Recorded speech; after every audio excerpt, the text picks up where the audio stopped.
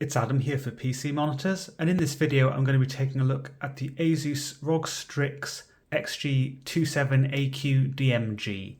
As usual for a video, what you see depends on my camera, depends on the processing done by my video editing software and by YouTube, and ultimately, and very importantly, depends on the screen that you're viewing the video on, so it doesn't accurately represent what you'd see firsthand using the monitor. In the description of the video, you'll find a link to additional content, including information about how you can support the work that we do. Be aware that liking the video, subscribing to the channel if you haven't already, they're nice ways of showing your support. This monitor uses a 27-inch LG display WOLED panel with support for 240Hz refresh rate. One of the key attributes of this one is the glossy screen surface, which I will of course be covering in the review. So with a 27-inch or technically 26.5-inch screen and a 2560 by 1440, that's QHD or 1440p resolution, you get a good amount of desktop real estate. This is a pixel density which many are now quite familiar with and many will quite like, just for general purpose use and gaming. So you do get a decent amount of clarity to suitably high resolution image content. But when considering the text and clarity, I do have to stress that there are some fringing issues to be aware of, as this model does have a WOLED panel, and I will cover that shortly. I'm now going to explore the refresh rates and some associated capabilities of the monitor. So at its native resolution, you can get up to 240Hz, you can have up to 10 bits per channel, and you can also be using HDR and VRR at the same time if you wish. This is with the DisplayPort 1.4 connection with DSC, incidentally. You can also have HDR at the same time, you can have VRR at the same time, so you can use adaptive sync. That allows you to use technologies such as Nvidia's G-Sync compatible, as well as AMD FreeSync Premium. Via HDMI, you are limited to a maximum of 144Hz at the native resolution and 8 bits per channel for that refresh rate.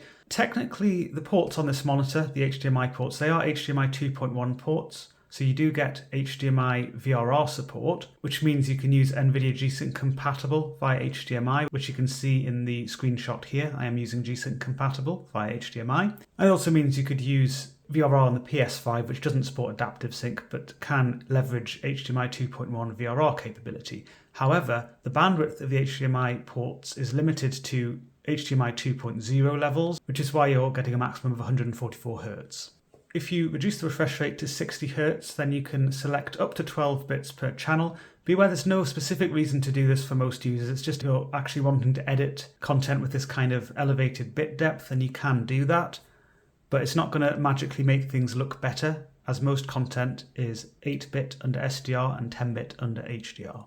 Connected via HDMI, there is also a 4K UHD downsampling mode, so the monitor will accept a 4K UHD signal, which can be useful for games consoles, such as the Xbox Series X, which will only support HDR when it is using a 4K UHD signal.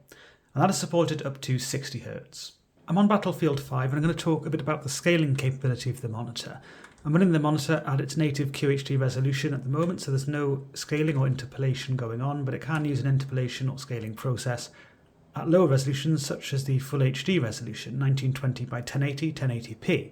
So the monitor is now running at 1080p, 240Hz, so I've selected 1080p in the game at 240Hz.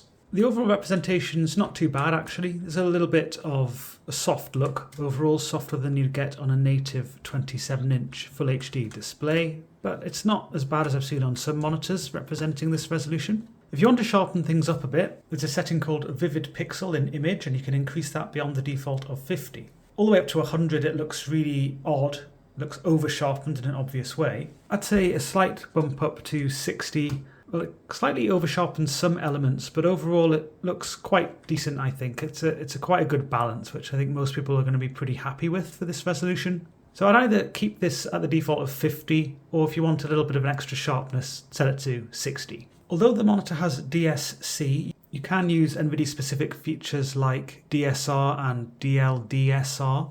So I'm actually using DLDSR if I select 3840 by 2160. I've set that up in Nvidia control panel, and you can use that up to 240Hz. That does work properly. You don't have to disable DSC specially in the monitor to enable this feature either. It just does everything itself, so you can use these kind of features. And I know some people do like to use those features and they get a bit scared if a monitor supports DSC that they won't be able to do things like this, but you can. It's an option with this one. There are some other settings of interest under Image Aspect Control. I've returned to the native resolution, by the way. I'm not using anything else just at the moment. So the default 16:9 full will fill up the screen with all of the pixels regardless of the resolution you've selected. There's also 24.5-inch simulation mode if you want to do that. You might have just caught that. You can't use ELMB or VRR at the same time, so what it's done is it's disabled VRR. You can see it's not simulating a 24.5-inch screen, but it should do that when I select it now. Now it's disabled VRR. Curiously, it does work on the desktop, but then when I go back into the game, it fills up the entire screen. Not sure what's going on there. Strange bug, or perhaps it's just because I was using VRR before and the game's getting a little bit confused, or the monitor's getting a little bit confused. Not entirely sure. There's also an equivalent setting, and what that should do is it should look at the aspect ratio of the source resolution you've selected and try and obey that rather than just filling up the entire screen. So with 16:9 resolutions like I'm using now, that doesn't matter. And this pixel by pixel, that is a one-to-one pixel mapping feature which will only use the pixels called for by the source resolution. So I've just enabled that and now switch over to full HD, and it should show you a black border around the image, so it's only using 1920 by 1080 pixels. There are also a few square settings.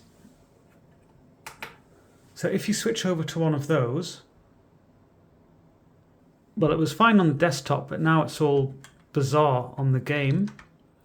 And it set the resolution to 1280 by 960. So I think it's because the game was trying to run at a resolution which wasn't supported when you're running in this mode on the monitor. So I'll just stick to the desktop for now. The equivalent setting. This looks at the aspect ratio, so it's not stretching things across the entire screen now, but it's still filling up as much of the screen as it can while still respecting the aspect ratio. Whereas pixel by pixel, that will only use the pixels called for in the source resolution, which isn't very many in this case, and use a black border for the rest of the screen. Focusing in now on the external features of the monitor.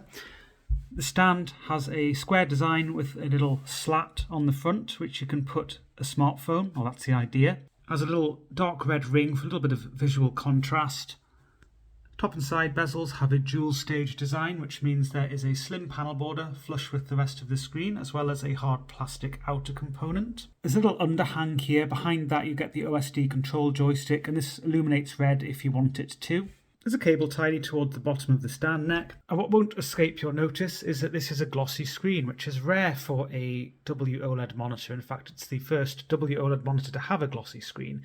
And this is very much on the glossy side when you're looking at it in terms of its reflectivity. Unlike QD-OLEDs, it doesn't have such an effective anti-reflective coating on it, so you do get sharper reflections. This isn't a super bright room by any means, but it's fairly bright, and I've made sure that there's some light coming in just so you can see how reflective the screen is in such conditions. And I will be coming back to the screen surface and talking a little bit about that in various different lighting conditions in the contrast section of the review. And you may notice a bit of a blue or bluish purple tint in places. That isn't the same as on QD-OLEDs where you get everything lifted up, so it's sort of lighter grey rather than black. But you will see it for reflections where there's direct light striking the screen surface, or where there are white objects behind you that may be illuminated by light, such as that door, or perhaps my white wall at times, a little bit of that going on. But for darker objects, such as me there, hello, you don't get that kind of colourful element. So yes, very different to QD-OLED, where the entire screen brightens up in ambient light. The stand offers full ergonomic flexibility, so you can adjust the height. This is with it at the maximum height, and that's with it at the lowest height. So that is 120mm or 4.72 inches of height adjustment. You can also tilt it backwards and forwards a little bit and swivel the screen left and right, and you can also pivot it clockwise or anti-clockwise into portrait. When you first do that, you may find it a little bit stiff moving into portrait, but it will do it, and it does loosen off over time. I found the other adjustments nice and smooth, and the overall build quality is good. I would have preferred to have coated metal for the stand. I often say I do prefer that. Dark grey matte plastic used here. The overall feel of the screen though is pretty good. It doesn't feel cheap, I'd say. It feels fairly premium. Don't always bother showing monitors from the side, but I think it's worth it in this case because of how thin it is at thinnest point, being OLED without requiring a backlight. That really does help in that respect. At the rear, yeah, it's plasticky, but various different textures of plastic for visual interest. There's also a little pixelated ROG logo there. And this is that pixelated RGB LED lighting feature in action, just using its default rainbow cycling mode. You can configure this using AuraSync software if you want, but it isn't something which you can appreciate from the front. It isn't bright enough to produce a halo of light behind the monitor or anything like that. So it's really something you could only see from the back. I do think it's kind of pretty. I've mentioned this before for similar designs, but as with many people, the back of my monitor faces a wall, and my wall does not really care if there's a little pretty logo on the back of the monitor. The monitor uses a graphene heatsink, so it doesn't require active cooling. There's no cooling fan required here. I know some people prefer this kind of passive cooling like is used on this monitor, so it's worth noting that. And if you want, you can detach the included stand, and there's provision for 100 by 100mm VESA mounting with an included adapter. The ports face downwards. You've got DC power input, so there's an external power brick. There's a 3.5mm headphone jack. There are two HDMI 2.1 ports, although they are limited bandwidth, as noted earlier. There's DisplayPort 1.4 with DSC. There are two USB 3.2 Gen 1 ports, as well as a USB upstream port. This monitor does not include any integrated speakers. And last but not least, there's a little screw mount or camera mount. And I know on some ASUS monitors you will find an additional USB port up here somewhere, so you can easily plug your camera in. But on this one, there's no such thing. So you'd have to use one of the USB ports at the bottom or just connect the camera to your system. Looking at the subpixels now, this is actually a very nice clean shot of the subpixels. The reason I was able to get such a clean shot is because of the glossy screen surface. With matte screen surfaces, the camera never focuses this nicely. And you can actually see the odd subpixel layout. So in this case, if you look between the P and the C towards the top of the letters, you might be able to see this subpixel layout more clearly. It is actually red, white, blue, and green, RWBG. So this does cause some issues because it's rather different to your standard RGB layout, which Windows is really optimized around. And there are some fringing issues to be aware of. I'm not going to go through them here. I have written a nice article exploring this in some detail, but it basically means that you can see this sort of shadowy effect around some text. Sometimes you can see a bit of a colourful fringe around text, and it also means that there are some additional issues, particularly if you have solid colours like yellow with a white background. Again, they're all explored in the article. I'd highly recommend looking at that if you're interested in this fringing. It is something that you have to be aware of with this monitor. It's readily noticed, or I readily notice it on the desktop, and I do find this more noticeable than any QD OLED fringing, but it is subjective. I don't have an issue with it when I'm gaming or watching movies. I mean, there are certain elements in games where you might observe this fringing. If the game has certain text of various colours against different backgrounds, or there are certain elements like the map where it might show your path in a certain colour against a certain background, could it give you fringing in the same way that you'd observe on the desktop? But generally, it's not something which you should find annoying when you're gaming or watching video content. And of course, being an OLED monitor, that's really the primary use case for this kind of monitor, with the desktop really being more of a secondary application. Not just because of fringing, but because of the potential burn-in risk, with static elements being displayed on the screen. And there are some mitigation measures which can at least reduce the risk somewhat, and they are explored in the best settings video. Focusing in now on the calibration of the monitor, this table shows various different monitor settings used, and the gamma and white point, which is measured using a Datacolor Spider X Elite colorimeter. So out of the box, I recorded an average gamma of 2.3, white point 6976K. This is using racing mode. And by the way, assume racing mode is used if it isn't mentioned otherwise in the table. So the gamma's a touch high, and the white point is a bit on the cool side.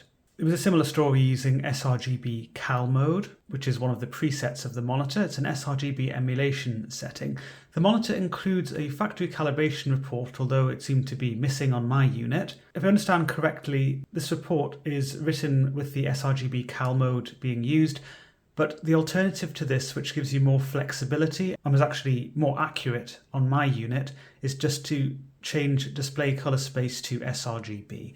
And using the sRGB setting that way, you get a white point which is closer to my 6500K target, but you also have access to the color channels, unlike with the sRGB Cal mode, which is far more restrictive, so you can actually adjust the color balance yourself as well. The same with the DCI-P3 setting in terms of the white point, closer to 6500K.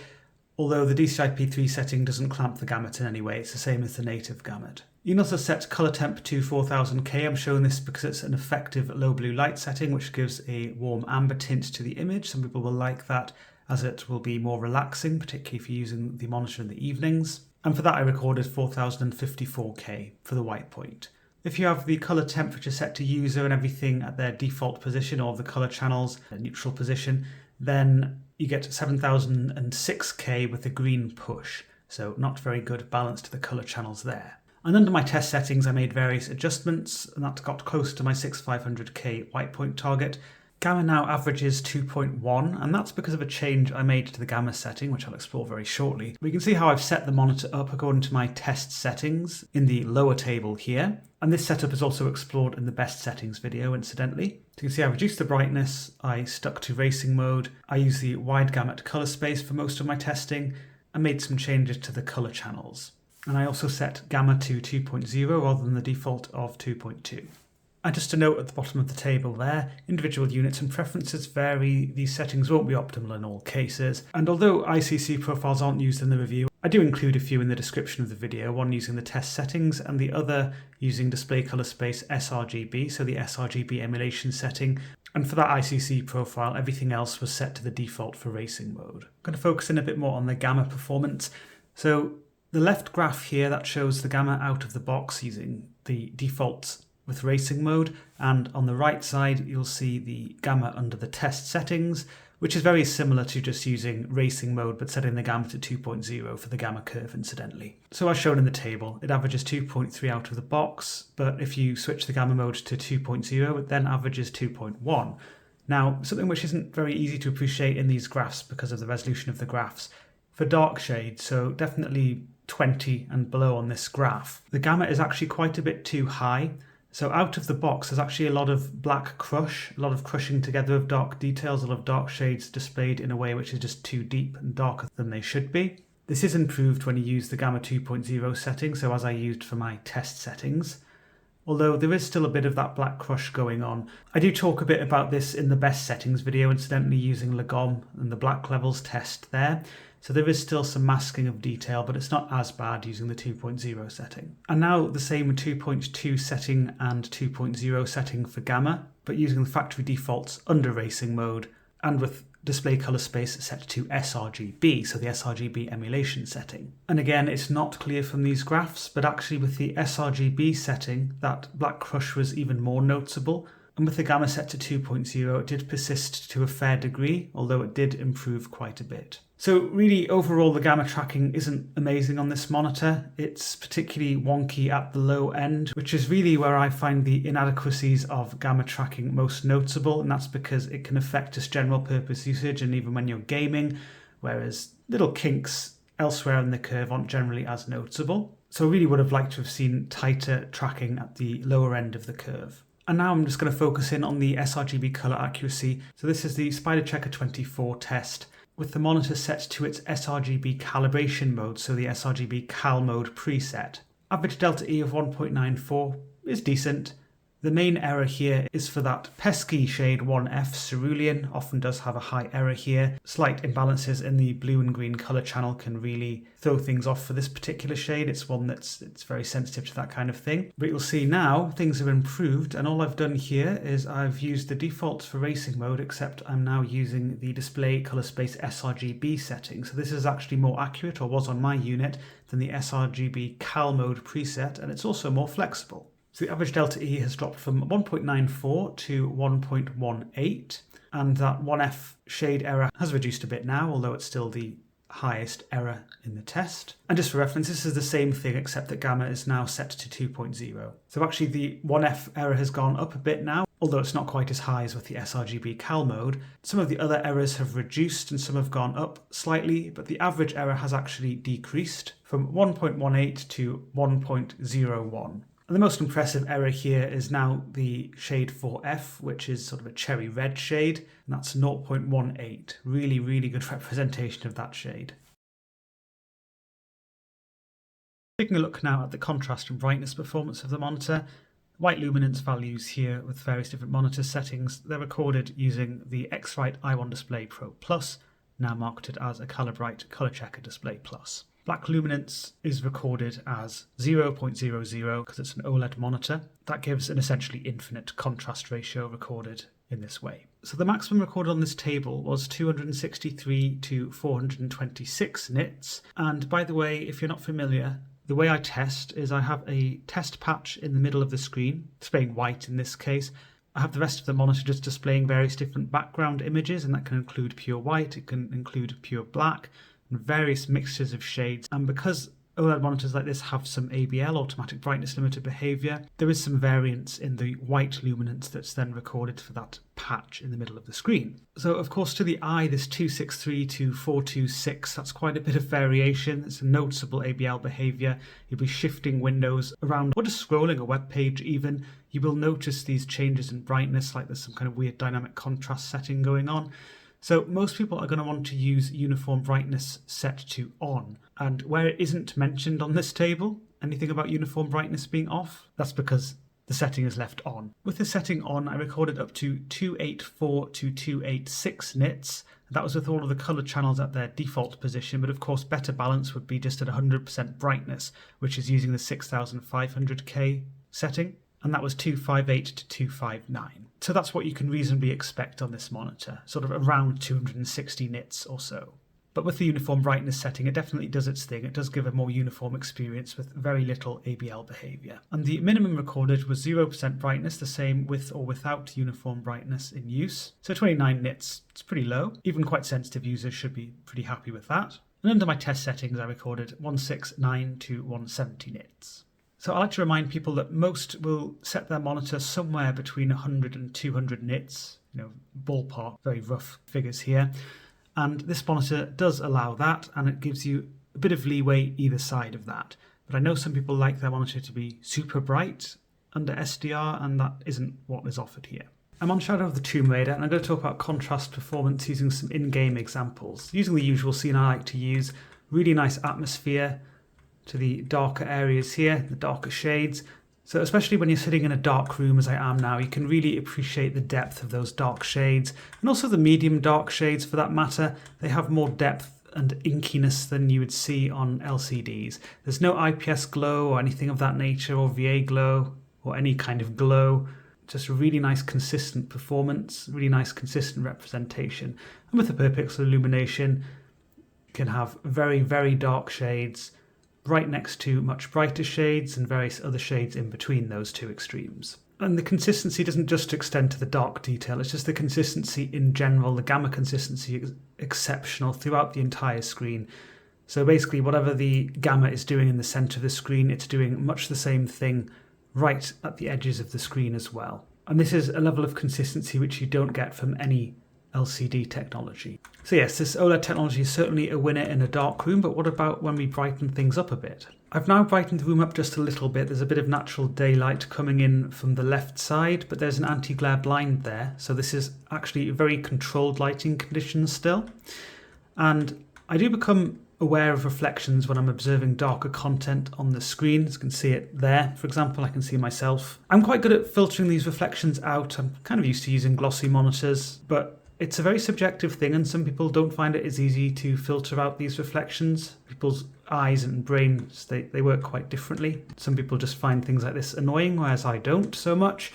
Although I do have to say that in these kind of lighting conditions, I do notice these reflections more than I would on QD OLEDs, which have more effective anti-reflective properties. By the same token though, with QD OLED I would have noticed a bit of a lightening up of the dark shades beyond what I see here, and they take on a bit of a colourful tint as well. I know you can see it a bit just for the very dark shades there, but that's actually just my wall in the background. That's going to happen with any glossy surface. But with the QD OLEDs, it's really a more pronounced lightening up, and a bit of a colourful tint is taken on here. I'd say that's not too bad on QD OLEDs in these kind of conditions, but certainly as it becomes even brighter than this, then it can be an issue. I've brightened the room up more. I've just opened a door to my right side, so there isn't lots of light striking the screen directly or anything like that, but really just the ambient conditions are brighter now. There is some bright light striking a white painted door behind me, and that's just to show you that, yeah, reflections can definitely be an issue in these kind of conditions. Having said that, where the reflections are of darker objects, such as me here, there isn't that sort of colourful tint and lighting up that you'd get on QD OLED. Back to the gloominess now. So yeah, I mean, I wouldn't say that one screen surface, QD OLED or this glossy WOLED, is better than the other. They just have different strengths and weaknesses really. And depending on your subjective preferences, you may prefer one or the other. Something that is one of my subjective preferences, I'm very sensitive to graininess on screen surfaces. And that is something I actually noticed with this screen surface straight away when I'm looking at brighter objects. Actually, when I was on the desktop, which is what I was first doing, I noticed this on a white page straight away, and even a lighter background. It wasn't white, but it's sort of a bright daylight scene in the background. And this is a kind of graininess which is similar to what I observe on the matte version of this WOLED screen. It's not exactly the same. What I mean by this is the sort of level of graininess or mistiness or the sandy quality. It is actually very similar to the matte version. But there isn't the same kind of, 3D structure, layering, whatever you want to call it. That's something which I notice on the matte version, but with the glossy screen surface here, it doesn't really appear to have the same kind of depth to the screen surface, and that's a good thing. It appears really that the image is displayed in a more direct fashion, which you'd expect from a glossy screen surface.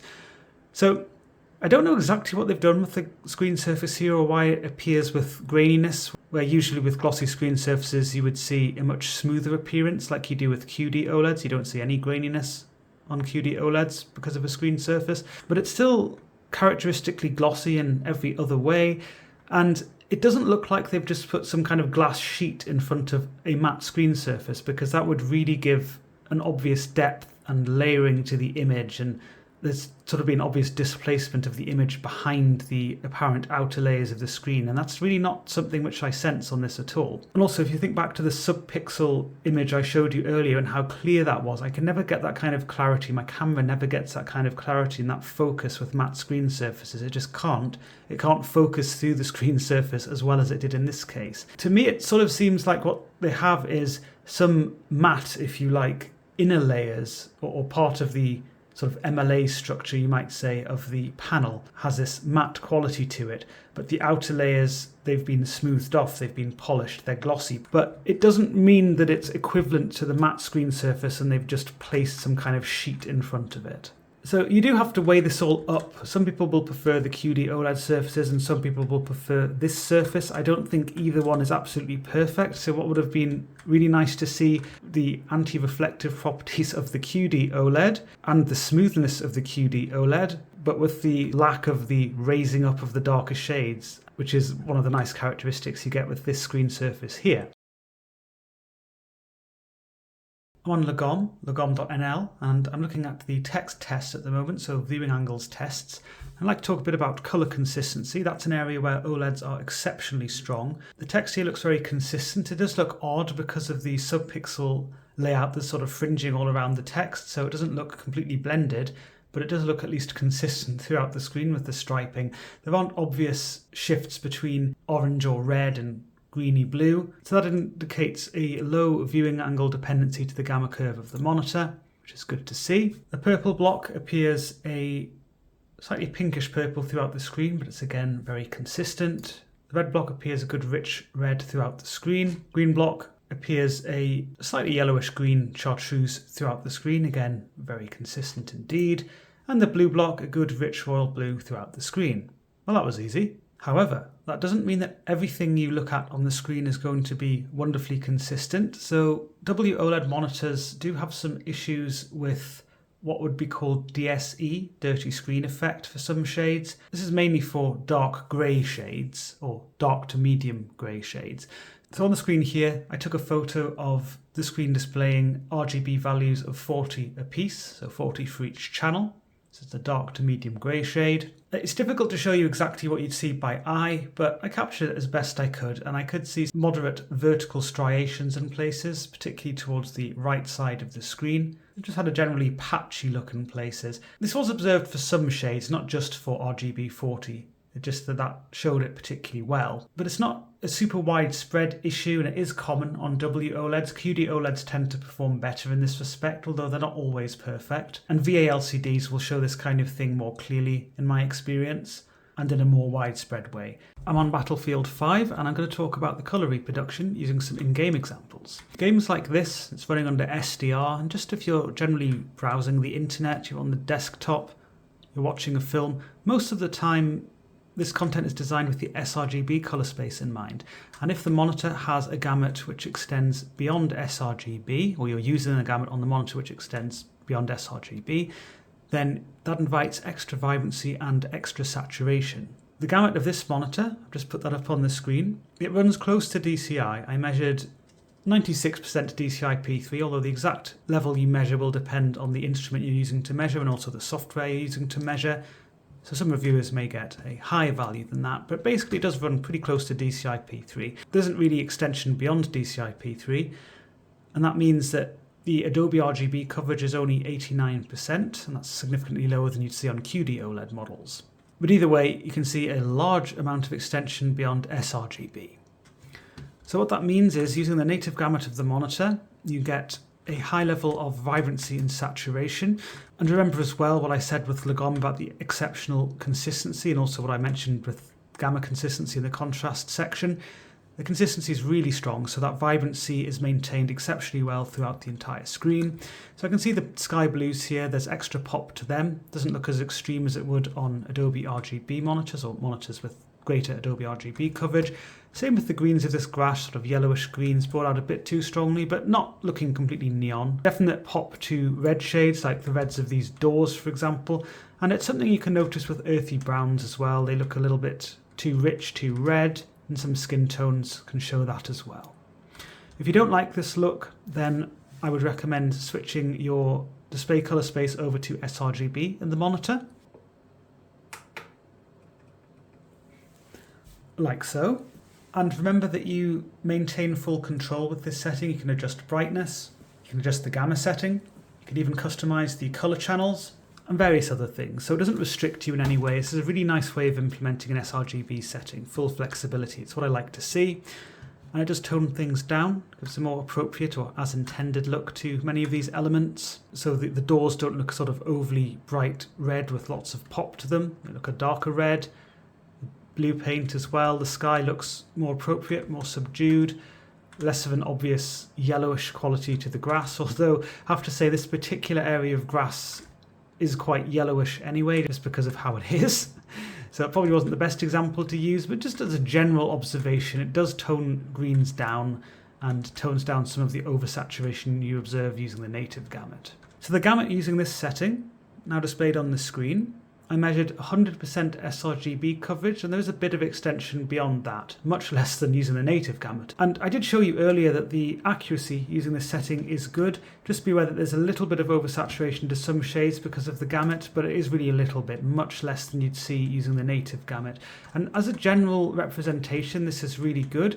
But for any monitor, and that includes this one, if you're using it for color critical work, general recommendation is to profile it using your own colorimeter or alternative calibration device, and you can use the full native gamut of the monitor and you can get appropriate gamut mapping for color aware applications from that, and also that will include 100% sRGB coverage but without over coverage if you don't want it. If you're trying to work within the sRGB color space, you get the idea. It's good. Ideally you would do that.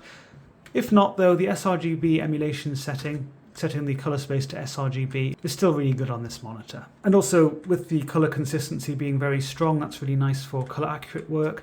And if you want to work within the DCI P3 color space, there's a lot of potential there as well. Just be aware that I don't consider 89% Adobe RGB coverage to be particularly high or particularly useful for work within that color space, particularly if you're working sort of towards the edge of the gamut with the more strongly saturated natural tones, greens and cyans, for example. The monitor isn't really able to display them. I'm on Shadow of the Tomb Raider running the game under HDR. The monitor responds to HDR10 content. And I'm just going to talk a little bit first off about how I've set the monitor up. So the best settings video explores all the HDR settings in more detail, so I won't be repeating all of that here, but I think it is worth providing a little bit of a summary. So my preference was to use the gaming HDR setting, and that's a good general setting, and that gives maximum brightness potential of the monitor. Some might prefer to use the console HDR setting, as that allows you to use HGIG or HDIG. but that console HDR mode is calibrated with a 700 nit maximum luminance in mind. Under HDR, the brightness is set to 90 by default, and that limits the peak luminance output of the screen under HDR, regardless of what setting you might be using. And it gives a somewhat undersaturated representation to some shades. I found some yellow and green shades could appear a bit murkier than they should, and reds could appear a bit too brown in places. So what you can do is you can enable this brightness adjustable setting just at the bottom there, and then increase brightness to 100, that's my preference. And with this, it unlocks the full HDR luminance capability and it increases saturation levels a bit. So the PQ curve, the overall brightness calibration, it is affected and some shades are over-brightened. Although for the content I observed, I didn't notice obvious issues with any shade crushing or any other particular issues with this, using that 100 setting over the default of 90. With this setting, some shades appear somewhat oversaturated. For example, yellows converge too much on orange, and some greens, reds and pinks, they might appear overly bright. But this oversaturation is much tamer than what I described and observed for sRGB content under SDR, using the full native gamut. And overall, I feel people will prefer this representation and the brightness benefits with this set to 100. So that's what I'm going to use for the rest of this section. And speaking of the brightness capabilities, let's look at them with some numbers. So the orange line on the graph here, that shows the XG27AQDMG. Purple line shows the Dell Alienware AW3423DW, which is a QD OLED monitor and shows a very typical QD OLED performance. They're all fairly similar to this really, in this respect. And the blue line, that shows the ASUS PG27AQDM. So that's a WOLED monitor like this one, but without the glossy screen. So for those who aren't familiar, the x-axis there, that shows the white patch size, percentage of pixels. Some of you would refer to this as window size. So what you have is a white patch in the middle of the screen that's being measured, and that covers 1% of the pixels, 4%, 9%, 25%, 49%, or 100%. Any remaining space of the screen, where applicable, that will be showing pure black. And the 100% reading, it says in brackets sustained there, whereas the others are peak readings. So the sustained reading is taken 30 seconds after the shade is first displayed. So what you can see is this monitor and the PG27AQDM, they sort of intertwine around each other. Sometimes one is a bit brighter, sometimes the other is a bit brighter. To try and make it an apples to apples comparison, by the way, the PG27AQDM is set to its 6500K setting. The XG27AQDMG doesn't have a specific white point setting that you can adjust under HDR, but I measured 6800K, so it certainly isn't trying to cheat like the PG27AQDM does when you use its 10,000K setting or anything like that. Then for 4% window, the PG27AQDM is slightly brighter. I wouldn't say this is a gargantuan difference though. And elsewhere, they're fairly similar. And actually the XG27AQDMG has an advantage when it comes to 49% and 100% white window. And it's actually more similar to the QD OLED there. And speaking of the QD OLED, really the biggest difference on this test is for a 9% white patch size, where the QD OLED is below 600 nits, whereas the XG27AQDMG is at 803 nits, the PG27AQDM is at 925 nits. Back to the game now. The representation, it's very nice under HDR when you're looking at these darker shades in my view. That's because of the per pixel illumination. You have a lovely nuanced shade variety as well. You have 10-bit color reproduction, so that allows a really nice variety of subtly different dark shades to be presented. And unlike under SDR, where I mentioned some gamma issues which caused an overly masked appearance to some of these dark shades where they're darker than they should be, under HDR they're represented much more appropriately. So there's some really dark shadow details here, exceptionally dark, with some very slightly lighter shades in the mix as well, which are still very dark, but not as dark as the darkest shades, various medium shades, and brighter shades where appropriate. And because of the per pixel illumination, it can show brighter shades and a much dimmer shade right next to each other. And certainly the contrast is there, comparing these darker shades to the much brighter area here from the daylight. And that daylight is shown appropriately in this case. So it's not super bright, the monitor's not trying to be super bright, the game doesn't want it to be super bright here. This is just really a bit of daylight streaming into a cave here, and it has an appropriate look there. Jumping into the water now, considering some much brighter shades. The 10-bit color reproduction, it's doing its thing to give smooth weather effects, smooth gradients. It's not something you can appreciate in the video, but by eye it's certainly something which you can appreciate. This is just an example of where 10-bit color reproduction is helpful. It's also helpful just in general to help the monitor put its wide gamut to good use, and I'll cover that a little bit later on. There's a nice array of dark and medium shades shown here as well. Again, the per pixel illumination helping there. You can have some very small shadow details next to some slightly lighter medium dark shades and medium shades, and they can all be shown with appropriate depth. Now the bright shade here, it's a bit of an interesting one. It's certainly bright. I measured 945 nits max for this glint on the water surface. It's nice and bright, but it sometimes went down a bit. The ABL does kick in a bit sometimes where the glint builds up a bit more of the screen perhaps, and it went down to around 850 nits at times, but most of the time it was actually closer to the 945 nits. So in terms of the brightness, this element is displayed well, not too far off the maximum capability of the monitor. But the way that this element is represented is a bit odd, and that's because of the WOLED technology and the unfiltered white subpixel, which is used to provide the brightness of the monitor. So on a QD OLED or an LCD, they can potentially achieve the same kind of brightness levels as this. I mean, it does depend on the monitor, of course, but some of them certainly can display this with the same brightness or potentially beyond in some cases, but they have a much more blended look. Now, unfortunately, you can't see on the video how this appears to the eye, so I'm just going to show you a picture on the screen, which I captured, showing this more accurately. So with this monitor, as you see with WOLEDs and the unfiltered white subpixel, you get a very bright white core. Then there are multiple more saturated outer rings, but they don't have the brightness at the same time. So it looks a bit odd. It should look more blended than this. It should really have a warm white core, and it can have a colourful but bright outer ring as well, but it doesn't have this kind of gobstopper appearance as you get here. So this is just one example of the white subpixel, the issues it can cause under HDR, or the imperfect representation it can cause under HDR. There are certainly plenty more you will observe. What it does technically is it reduces the colour volume. So with QD OLEDs or LCDs, you have bright light which is filtered as red, green and blue. You don't have unfiltered white light which creates your brightness. And some other examples where you might notice this kind of thing. On games where you have lots of bright saturated energy effects or spell effects, it can even be fires or fireworks. You can notice they just look less saturated than they should. All of the brightness really appears as white or off-white.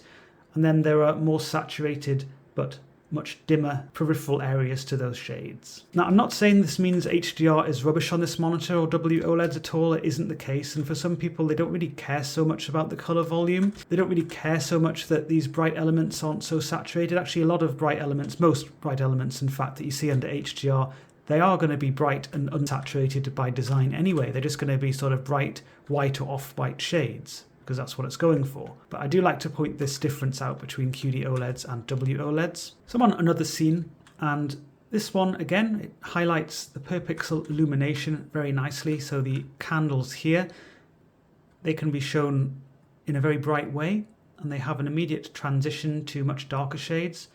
Actually, they appear to have more of a kind of bloom on the video than they do to the eye. So there isn't a haloing that is unintended around the candles or anything like that. They have a nice natural appearance in that respect. And there's a really nice array of dark and slightly lighter shades for the shadow details.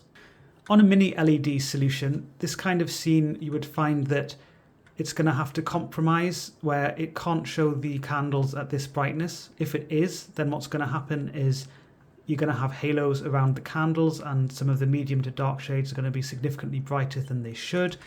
And you can also see transitions on mini LED solutions when you're moving around, where the zones will transition to their brighter state where it's haloing versus a dimmer state where it's only showing the medium and darker shades.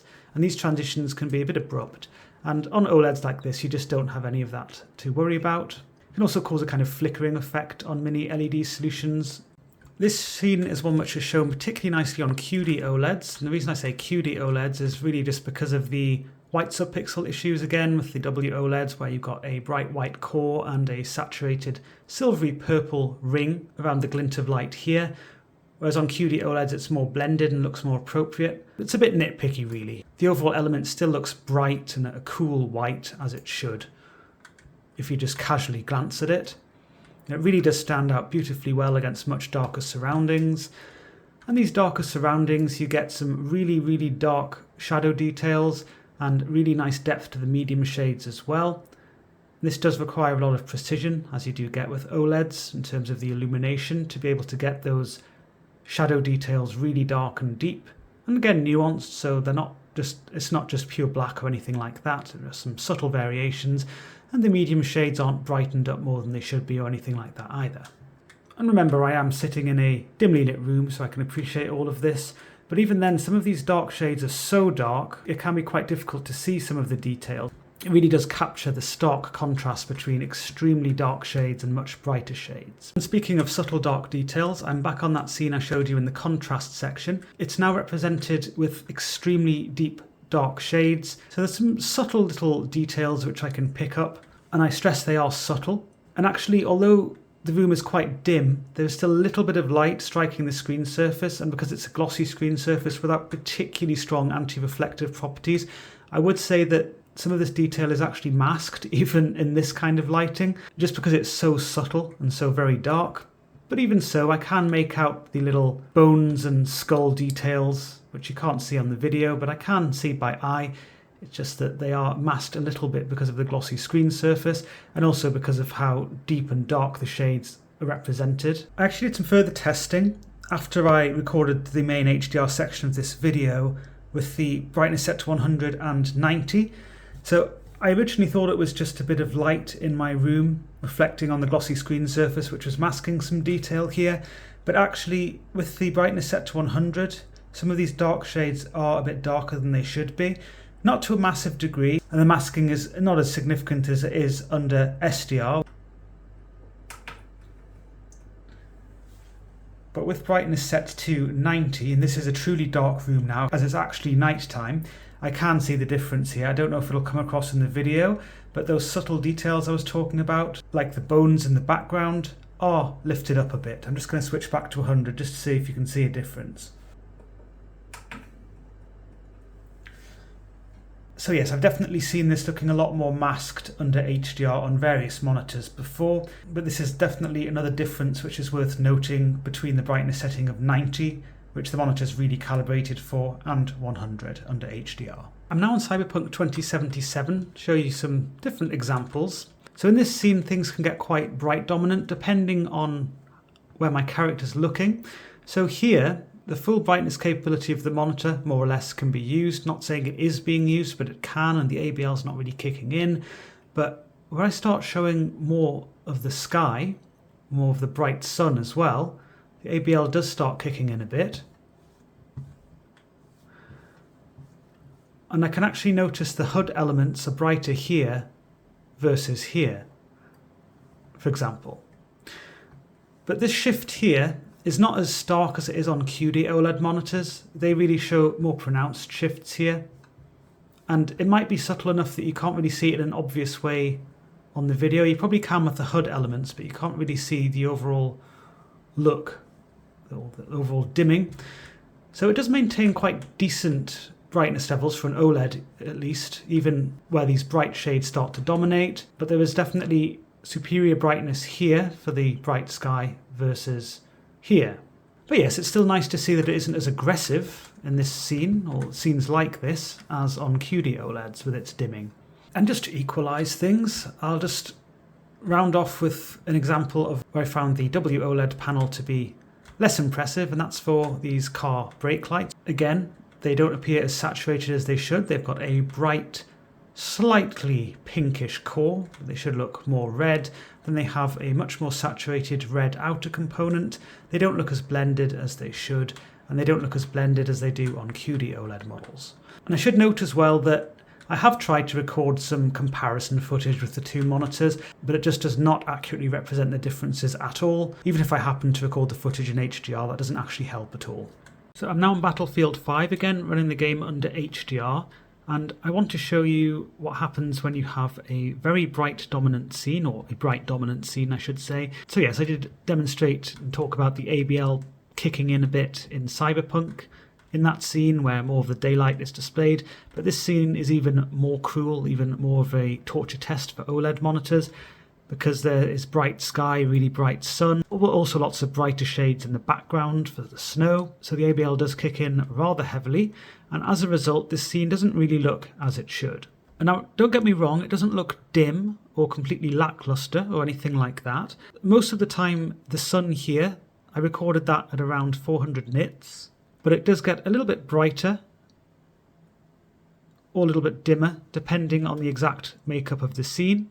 If I compare this to what I can see on capable mini LED solutions, the sun here will be much brighter, and also the glint on the icy surface down there can be much brighter, much more eye-catching. And just the sky in general, there can be more of a natural, uplifted daylight quality to it than is seen here. Although, to stress again that the sky does not look dim, it doesn't look like an overcast day or anything like that, it just doesn't look as bright as it ideally would or could on a mini LED model. I'm now back on Shadow of the Tomb Raider, and I'm going to focus more on the colour reproduction side of things now. So as I mentioned when I was talking about colour reproduction under SDR, typically it would be the sRGB colour space which the developers have in mind.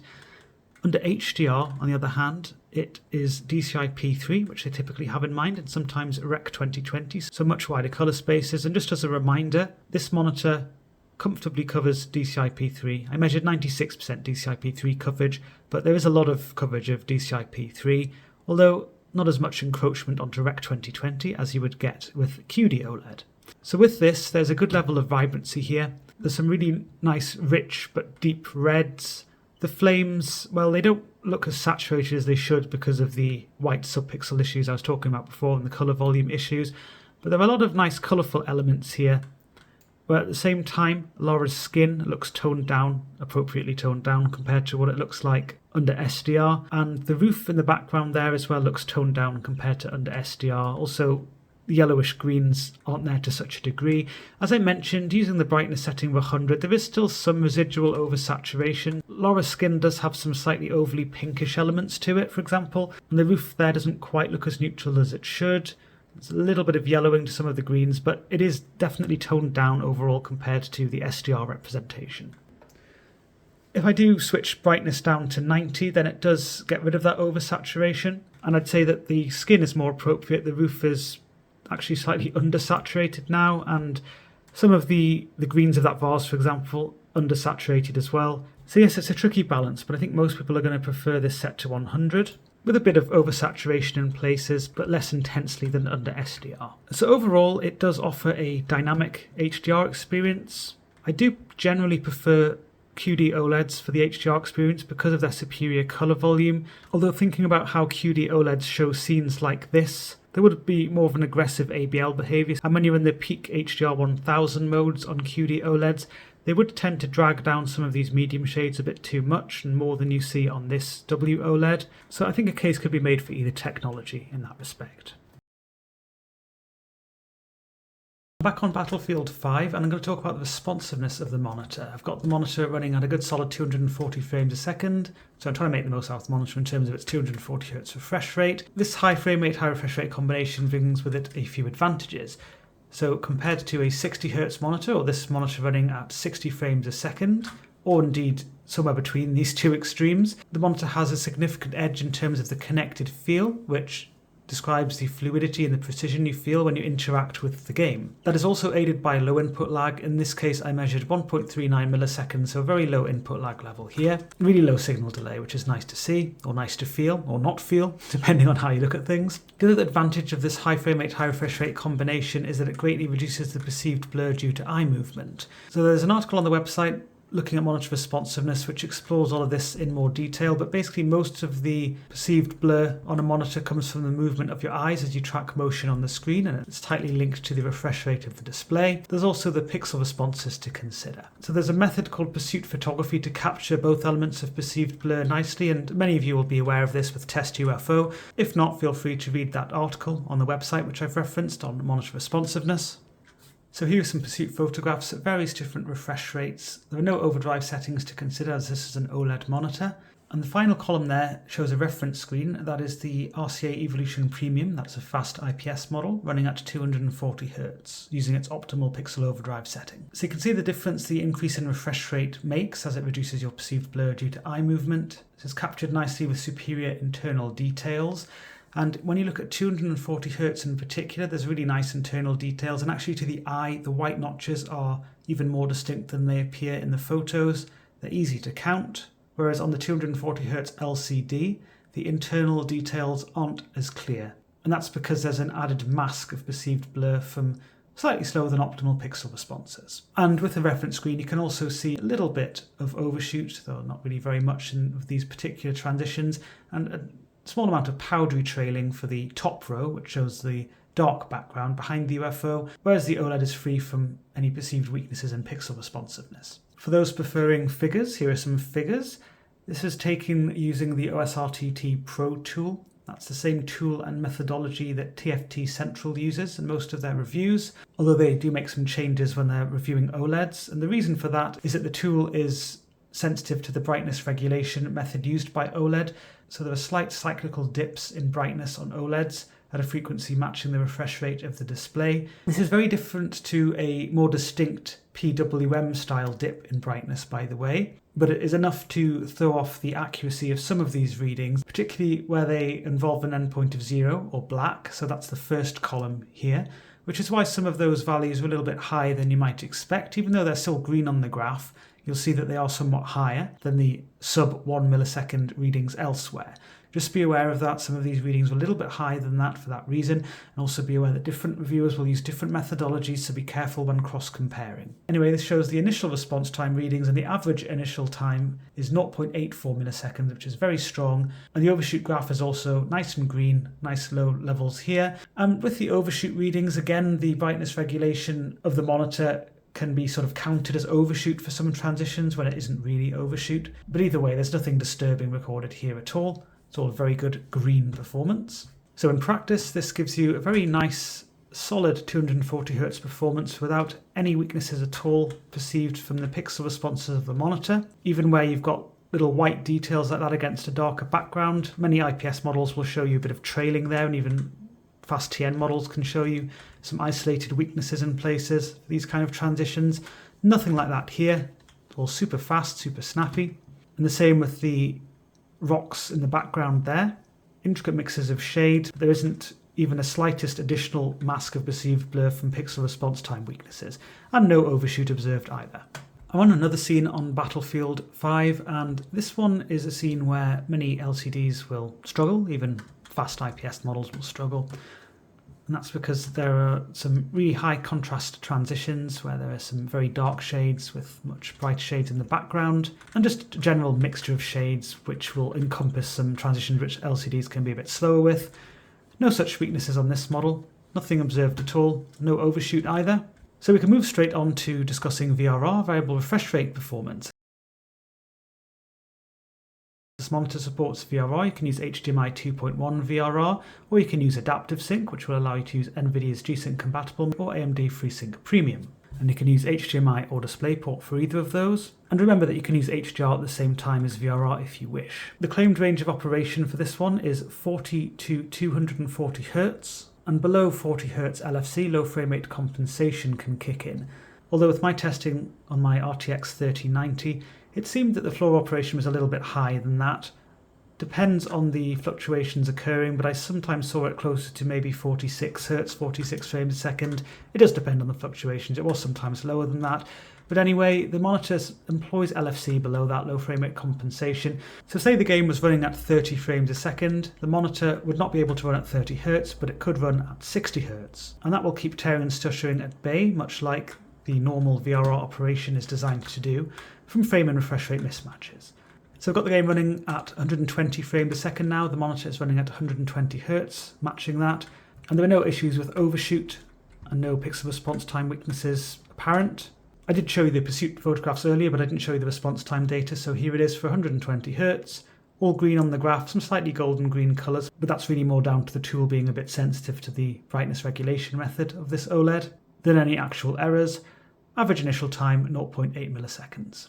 Oh, and just to quickly mention as well, the monitor is actually Nvidia G-Sync compatible certified with the latest driver that I'm using. I'm pretty sure it wasn't when I first started reviewing the monitor, so I think this is one of the newer Nvidia drivers which has added this, at least over DisplayPort. So it means it's passed some of Nvidia's testing, and it also means that G-Sync should activate automatically for you when you plug the monitor in, provided you have variable refresh rate active on the monitor. So yes, there was a drop-off in connected feel I definitely noticed, and an increase in perceived blur, which I did show you with Test UFO, incidentally, the increase in perceived blur. But yes, the decrease in connected feel, that's not something you can actually show someone, but it is certainly something I could feel. And now I'm down to 60 Hz. This is all worse in this respect. There's a significant increase in perceived blur, but also much worse connected feel. But the monitor is running at 60 Hz, as the game is running at 60 frames a second. There are no issues with overshoot to worry about, or slower than optimal pixel responses. So again, just to show you some numbers to round things off, nothing of worry here. Average initial time is recorded as 0.68 milliseconds. Something that you do have to be aware of, as this is an OLED monitor, there is something called VRR flickering to be aware of, and this is a typical characteristic on OLED monitors. It's also something you observe in an even more obvious way on VA LCDs, typically. And this occurs where there are significant fluctuations in refresh rate. You can certainly see it in-game at times, depending on the fluctuations occurring, but if your frame rate's pretty stable, you're unlikely to see an obvious level of VRR flickering. So I can't see it at the moment in this scene in a way which is so obvious I could really show you in the video, but from time to time I can see a little bit of flickering in the sky where the frame rate suddenly drops 30 frames a second or so, or rises by a similar amount. But I wouldn't say it's super eye-catching in this particular scene, but you can certainly see it at times in loading screens and also in-game menus, because they will cause sudden drops or fluctuations in frame rate, which will manifest as a sudden change in the refresh rate of the monitor, and thus VRR flickering. Whilst it's difficult to show this VRR flickering behavior in games on a video, it is easier to show it with this little test, which causes significant fluctuations in the refresh rate of the display. So you can see that there, it's jumping around all over the place. It's rare that you're going to have such violent fluctuations when you're gaming. It can occur in some scenes though, and that will cause significant VRR flickering, but this gradient test certainly is rather torturous in this respect. And it also shows you that really the flickering, at least to the eye, I know it can appear down here in the video, but to the eye, it's really more for the darker shades where you can see the flickering. Just based on my overall observations, not just with this test, but just in general, I would say that the level of VRR flickering on this is more or less in line with what I've seen with other WOLEDs. It's possibly slightly lower than some. It's difficult to quantify though. I know some other review sites do try to quantify it. I'm not going to get into too much detail here, but it really does actually depend on the specific fluctuations occurring, and artificial tests like this can show more or less VRR flickering on different models, but that doesn't necessarily reflect what you would see in your typical in-game scenes. I don't really like to rely on this too much other than to show you that VRR flickering is occurring. And depending on the fluctuations occurring, it is something which you can notice in-game from time to time. There are slight mitigation measures which ASUS includes for this. So there's a setting called OLED anti-flicker, set to off by default, or you can set it to middle or strong. And what this does is it raises the floor of operation for VRR, and it removes any LFC capability. So what it does is it reduces the chance of extreme fluctuations within the VRR range, but will instead mean that VRR is disabled at a higher refresh rate than with the setting disabled. So with the setting disabled, you've got your full 240 to 240 Hz range or so with LFC. With the middle setting, you'd have 160 to 240 Hz, and with strong, you'd have 200 to 240 Hz. So it won't eliminate flickering entirely, as even fluctuations within the more restricted range can cause a degree of flickering, but it will get rid of the most extreme fluctuations. And it's also, in my opinion, a heavily compromised solution, simply deactivating VRR below a certain refresh rate range. So alternative ways you might want to think about limiting the flicker with a focus on maintaining VRR support at lower refresh rates would include employing a frame rate cap or lowering the refresh rate of the monitor. So to give you an extreme example, you might find that one of your games is rarely exceeding 140 frames a second and it's spending more time closer to 100 frames a second. In that case, you might consider setting the monitor to 120Hz, and that won't eliminate some of the flickering you might get in menu and game systems, although it could potentially reduce that. But it might mean, for example, that instead of your monitor suddenly dropping from 140 to 100Hz, it might just drop from 120 to 100Hz. Of course, if you're super sensitive to the flickering, or perhaps you don't actually want to limit your frame rate or the refresh rate of the monitor, you could just consider not using VRR. So a static 240Hz refresh rate is something which many competitive gamers actually quite like to use without VRR. It just depends. Not everyone is so sensitive to any tearing or stuttering that might ensue, and could perhaps find the flickering more noticeable. And there are other people who will happily use VRR and in fact will never find the flickering bothersome. It is a very subjective thing. The monitor has an alternative setting which can be used instead but not at the same time as VRR, called ELMB, Enhanced Low Motion Blur. So on an LCD this would be a strobe backlight setting, but as this doesn't have a backlight, it's an OLED, what it is a BFI, black frame insertion mode. What the monitor does is if you set it to 120Hz, you can activate ELMB, and that will alternate between displaying for an equal length of time the actual image and a black frame. In doing so, it looks more or less like the monitor is running at 240Hz visually, although there is some flickering as well because it's swapping between the actual image and a black frame. But you can see with the Pursuit photograph that 240Hz with normal operations, quite similar to 120Hz ELMB. Some slight differences that ELMB looks a little bit clearer in this image, but it's more because of the camera setting used. They have to be completely different for capturing these images accurately when you're using ELMB versus when you're not. You can certainly see that ELMB raises the clarity compared to 120Hz without it, but it doesn't reach the kind of heights you would get with a good strobe backlight setting on an LCD in terms of its clarity. There are some other restrictions to be aware of aside from the fact you can't use a VRR at the same time. The maximum brightness is around 136 nits using ELMB, or up to 150 nits or so if uniform brightness is disabled, but it will dim a bit depending on the content if uniform brightness is disabled. And the minimum is around 15 nits, regardless of whether you've got uniform brightness in use or not. Something else I noticed is when I was going from ELMB to immediately selecting 240Hz, VRR was no longer selectable in the menu, as if the OSD thought ELMB was enabled when it wasn't, so I couldn't actually select VRR. So I had to go back to 120Hz, disable ELMB, and then go to 240Hz and enable VRR. If you are wanting to use ELMB on some games but not others, just be aware that it can be a little bit annoying having to activate and deactivate it in this way. But really, it's something of a niche feature, to be honest. It's not something that most people are going to want to use, but it is still an option. And although the overall clarity of the main object isn't as good as you'll see on some LCD strobe backlight solutions, there are no weaknesses in pixel responses or any strobe crosstalk to be aware of, and that's true throughout the screen, not just for the center of the screen, but right at the top, right at the bottom as well. There is no strobe crosstalk or any kind of double image effect to worry about.